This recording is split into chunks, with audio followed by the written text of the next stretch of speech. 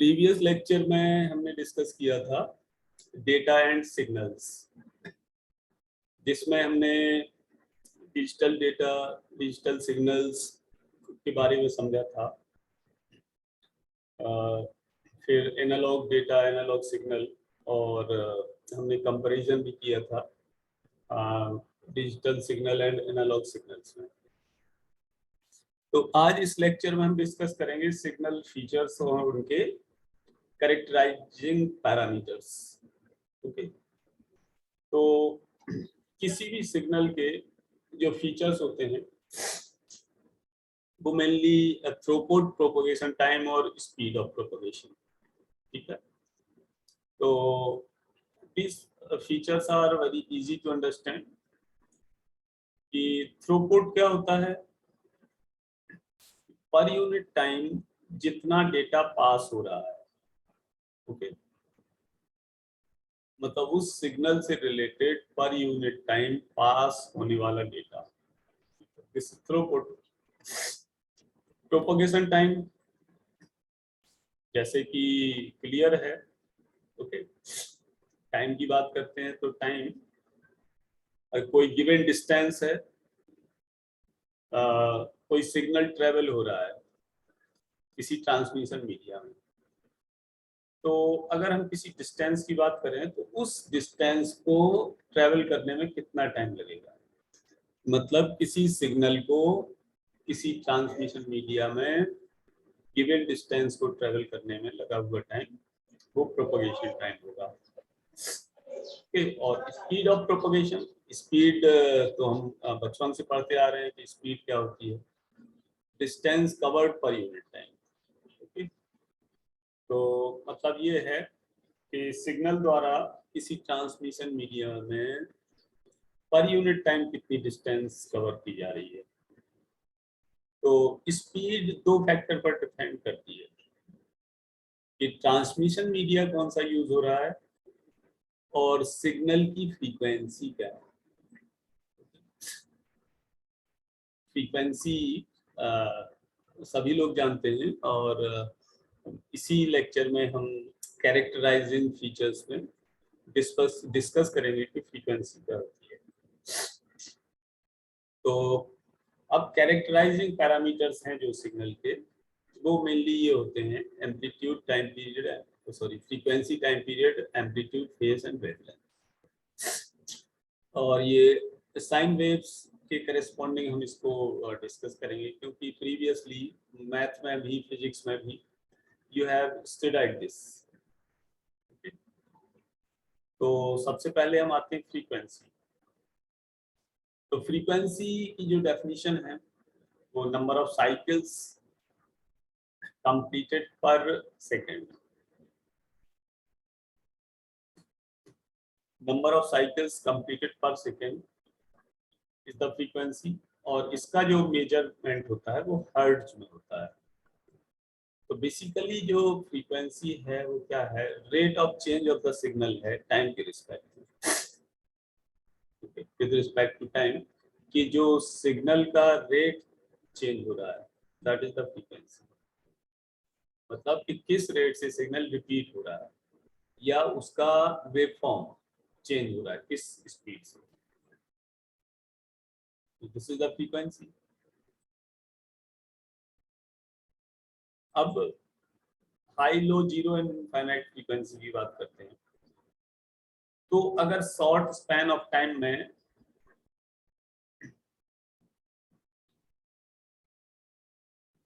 मतलब जो हमारा सिग्नल जल्दी जल्दी चेंज हो रहा है, जल्दी स्मॉल टाइम में चेंज हो रहा है, तो फ्रीक्वेंसी ज्यादा होगी।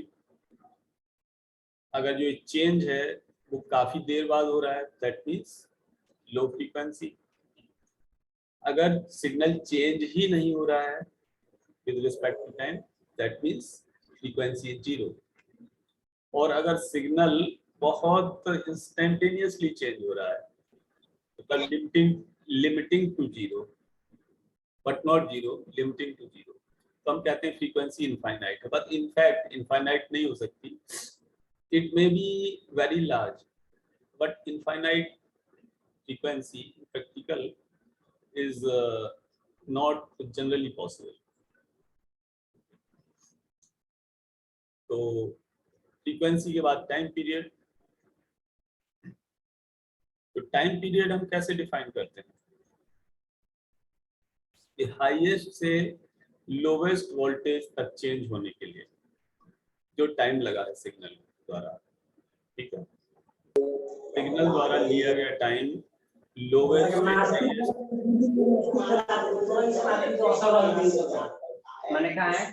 अरे ये म्यूट करो, किसकी आवाज आ रही है?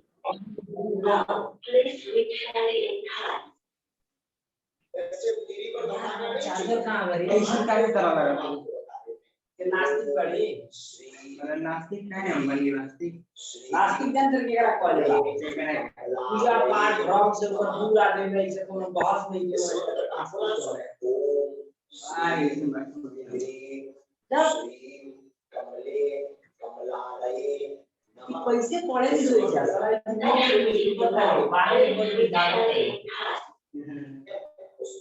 वैसे हम बताएं।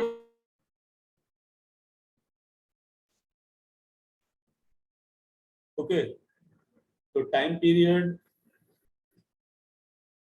सिग्नल द्वारा लिया गया टाइम लोवेस्ट से हाईएस्ट वोल्टेज लेवल तक आने में, या हम ये कह सकते हैं कि एक रिपीटिशन के लिए, मतलब कि अगर साइन वेव की बात करें तो जहाँ से स्टार्ट किया था तो एक रिपीटिशन के लिए, और ये फ्रीक्वेंसी का रेसिप्रोकल होता है, ठीक है। अगर फ्रीक्वेंसी एफ है तो frequency is defined as the 1 by time period, 1 divided by time period, reciprocal of the frequency is the time period. तो तीसरा है एम्पलीट्यूड। इसके बाद मैं एक डायग्राम शो करूंगा तो उस डायग्राम से चीजें क्लियर हो जाएंगी। ओके, तो एम्पलीट्यूड क्या मेजर करता है कि सिग्नल की स्ट्रेंथ। ओके, अगर कोई पीरियोडिक साइन वेव है तो पीक वैल्यू बोथ साइड में, टाइम एक्सिस के दोनों साइड में जो पीक वैल्यू है, ठीक है, तो ये जो एम्पलीट्यूड मेजर होता है वो वोल्ट या वॉट्स में यूज होता है। जैसे ये डायग्राम है, you can see from this diagram कि यहाँ पे हमारा एम्पलीट्यूड है और ये टाइम एक्सिस है। ओके, ये एम्पलीट्यूड है ऊपर, वाई एक्सिस पर एम्पलीट्यूड लिया हमने, और ये टाइम। इसको 10 सेकंड देखो, मैं भी आ रहा हूँ, इसको समझो फिर मैं एक्सप्लेन करूँ।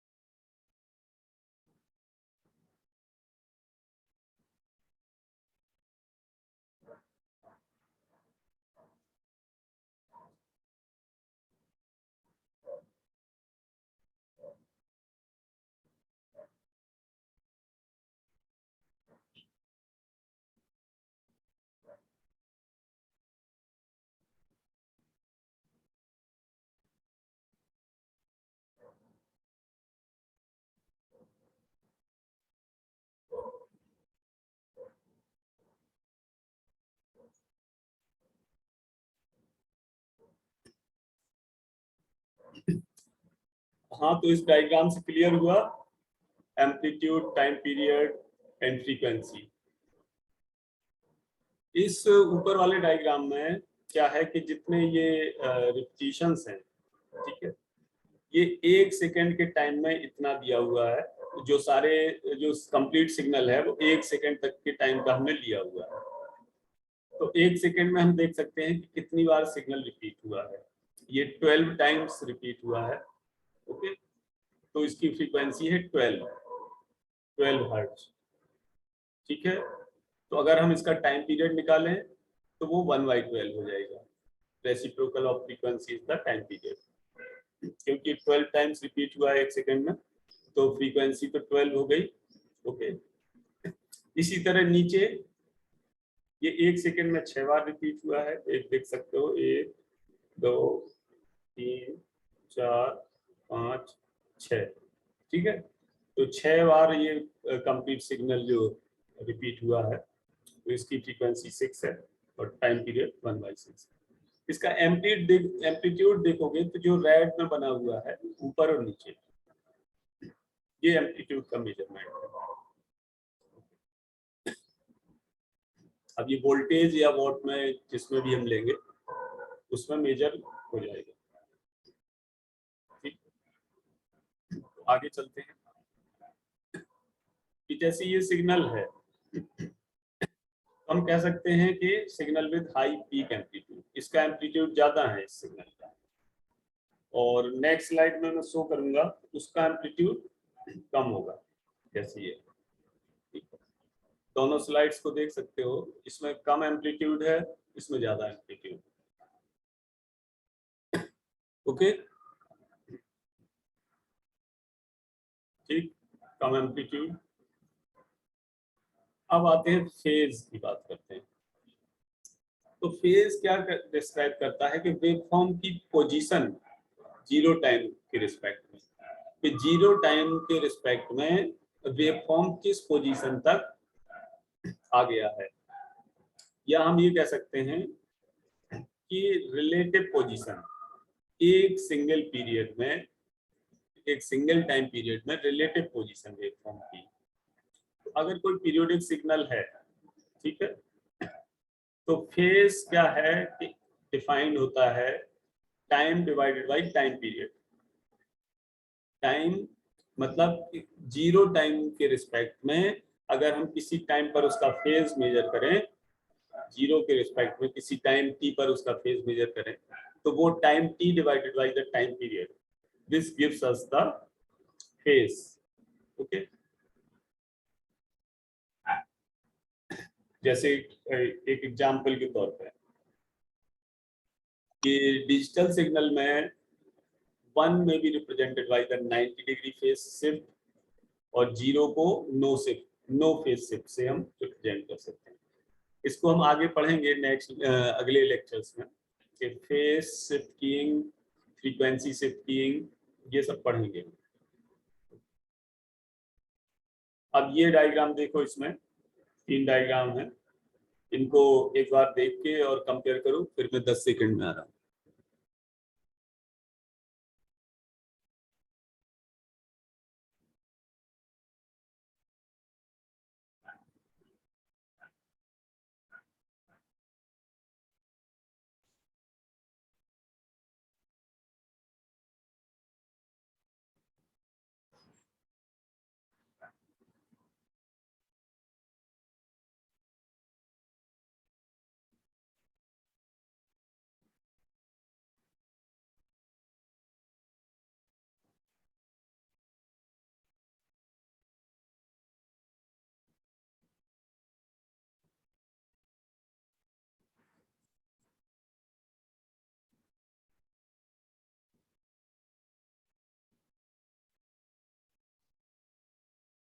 तो ये कोई सिग्नल है, साइन वेव है बेसिकली, और 0 टाइम से स्टार्ट हो रही है।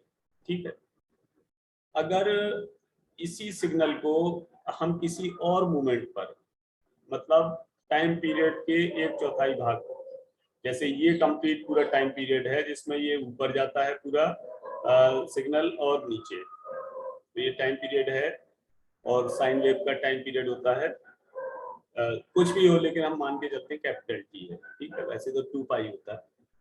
तो अगर इसमें ये 1/4, ये देखो T/4 किसी दूसरे टाइम पे अगर हम मेजर करते हैं उस सिग्नल को, तो हम कह सकते हैं इन दोनों में ऊपर से नीचे में ये जो फेज शिफ्ट है, इसका जो फेज है वो T/4 है, ये देख सकते हो। और सबसे ऊपर वाले डायग्राम और सबसे नीचे वाले डायग्राम, इन इन दोनों को कंपेयर करेंगे तो हम कहेंगे वेव फॉर्म में जो डिफरेंस है, फेज डिफरेंस, वो t/2 है, क्योंकि आधा सिग्नल का डिफरेंस है। ये यहाँ से स्टार्ट हो रहा है और ये इधर से स्टार्ट हो रहा है प्रोजेक्ट। तो ऊपर फर्स्ट और सेकंड में t/4 फेज डिफरेंस है और फर्स्ट और थर्ड में t/2 फेज डिफरेंस है। ओके, अब वेवलेंथ की बात करते हैं। तो ये क्या है कि डिस्टेंस मेजर्ड है, एक टाइम पीरियड में ट्रेवल की हुई डिस्टेंस, सिग्नल द्वारा distance travelled in one time period. या हम ये कह सकते हैं कि दो सिमिलर पोजीशंस के बीच, दो नियरेस्ट सिमिलर पोजीशंस के बीच की जो डिस्टेंस है किसी सिग्नल में, वो है वेवलेंथ। ओके, एक सिंगल साइकिल में कवर डिस्टेंस। या हम ये कह सकते हैं कि सेम फेज पर दो पॉइंट हो, उनके बीच की डिस्टेंस इज द वेवलेंथ। ठीक है, तो ये क्या करता है, ये रिलेट करता है हमारा वेवलेंथ फ्रीक्वेंसी, टाइम पीरियड या फिर स्पीड ऑफ प्रोपगेशन और टाइम पीरियड को। ठीक है, तो हम ये कह सकते हैं कि अगर वेवलेंथ लैम्डा है तो lambda equals to VT, where t is the time period of the waveform और v is the speed of propagation, velocity, lambda equals to small vt, जहाँ small v है speed of propagation, t is the time period। या फिर हम ये कह सकते हैं कि v equals to f lambda, f is the frequency। तो दिस इज द रिलेशन। ये तुम लोगों ने साउंड फिजिक्स में जो पढ़ते थे चैप्टर्स, उसमें बहुत सारा पढ़ा होगा। ठीक, तो वेवलेंथ एंड पीरियड, इस डायग्राम को देखो कि ये सिग्नल है हमारा, तो दो जो वेवलेंथ बनी हुई है डिस्टेंस, वो दो सेम पोजीशंस के बीच की जो डिस्टेंस है, दैट इज द वेवलेंथ।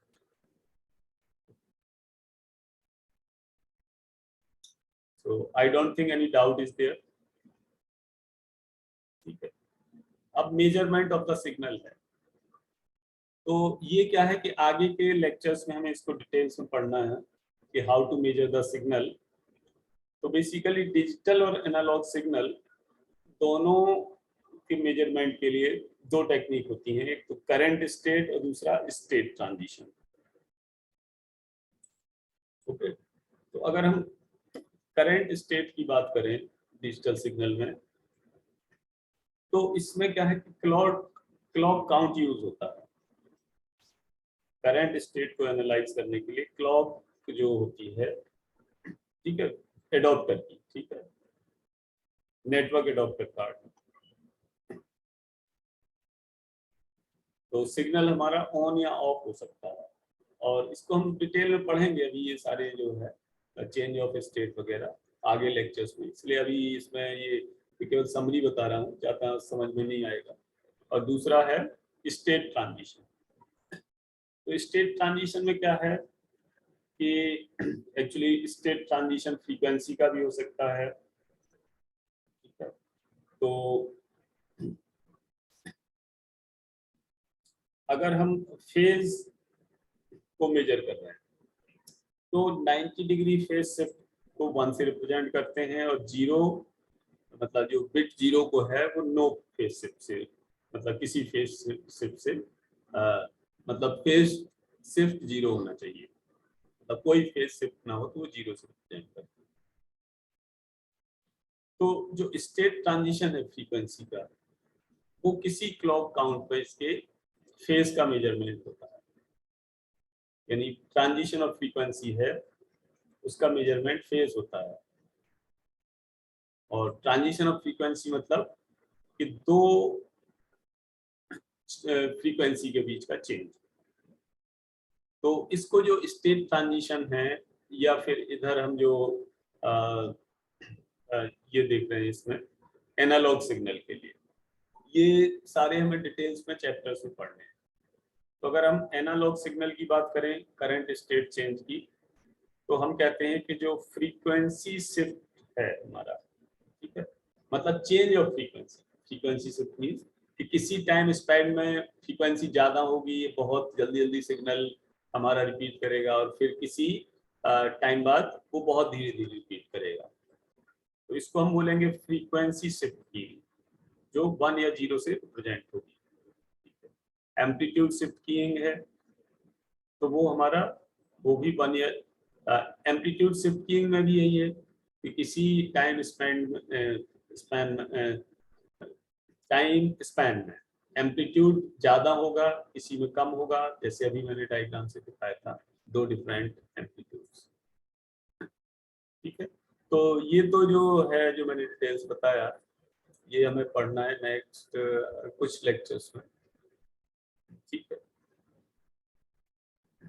अगर कोई साइन वेव फॉर्म है, अगर हम फेस निकालें इसका डिग्री और रेडियंस में, तो हम जानते हैं कैसे निकाला जाता है। साइन वेव का 2 पाई फेस होता है, और अगर 1/6 साइकिल ऑफसेट है, तो 2 pi divide by 1/6, it will come out to be π/3। Time और फ्रीक्वेंसी डोमेन की हम बात करते हैं, तो अगर कोई साइन वेव है, उसको हम इस तरह रिप्रेजेंट करते हैं, st equals to a sin 2 pi ft plus 5, जहां पर a उसका एम्पलीट्यूड है, ठीक है, f इज द फ्रीक्वेंसी और small t is the time. किसी पर्टिकुलर टाइम पर हम देख रहे हैं इसका ये चेंज, और फाई है फेज, या उसको हम फ्रीक्वेंसी के टर्म्स में भी रिप्रेजेंट कर सकते हैं, S F equals to a sin 2 pi ft, ठीक है, प्लस 5। तो जो ये टाइम फ्रीक्वेंसी है, दोनों से हम इसको रिलेट कर सकते हैं। ये भी तुमने फॉर्मेट फिजिक्स में साउंड में पढ़ा होगा। टाइम डोमेन की हम बात करते हैं, तो ये क्या शो करता है कि change in amplitude with respect to time, मतलब एम्पलीट्यूड और टाइम के बीच का जो प्लॉट होगा उसको हम बोलेंगे टाइम डोमेन, मतलब amplitude versus time plot. Phase और फ्रीक्वेंसी इस प्लॉट में नहीं आएगी। इसी तरह फ्रीक्वेंसी डोमेन होगा, तो ये एम्पलीट्यूड वर्सेस फ्रीक्वेंसी प्लॉट होगा ग्राफ। तो जो एनालॉग सिग्नल है हमारा, ये फ्रीक्वेंसी डोमेन में ही प्रॉपर्ली रिप्रेजेंट किया जाता है, और इसमें फेज कहीं शो नहीं होता है। ठीक है, तो जैसे मैं दोनों ग्राफ को शो कर रहा हूं, ठीक है,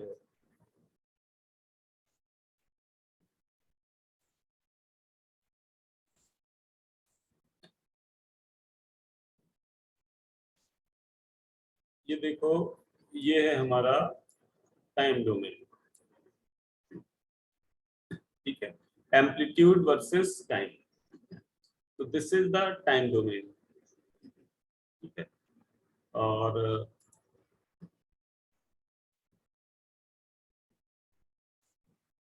इसके जो वो हैं वो मैं लिख देता हूँ।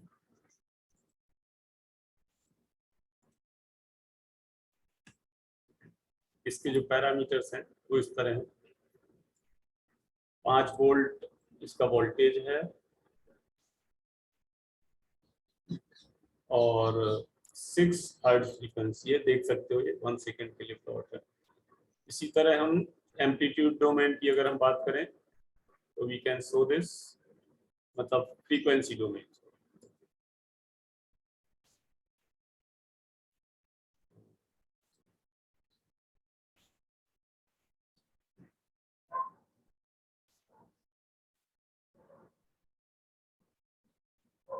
This is the frequency domain, जिसमें एम्पलीट्यूड वर्सेस फ्रीक्वेंसी के बीच में ग्राफ प्लॉट हुआ।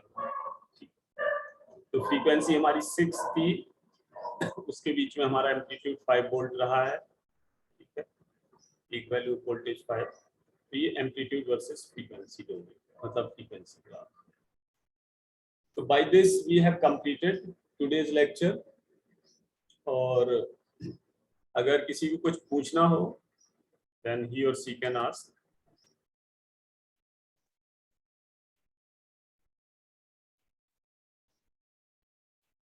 पूछना है, otherwise I'm closing this meeting. ठीक है.